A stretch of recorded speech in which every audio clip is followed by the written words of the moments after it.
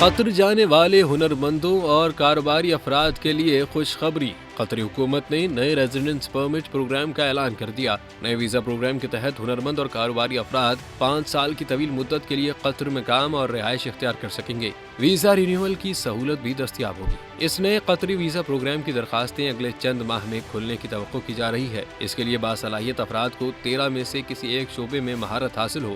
اس کے علاوہ اسے قطر میں کسی اجر کے ساتھ ملازمت کی پیشکش یا ملازمت کا معاہدہ کرنا ضروری ہے، جو کہ کم از کم 36,500 کے قطری ریال کی مالیت پر مبنی ہوگا۔ دوسری جانب کاروباری افراد کی اہلیت کے لیے سرمایہ کاری کی کم از کم قیمت 2,50,000 قطری ریال ہونی چاہیے۔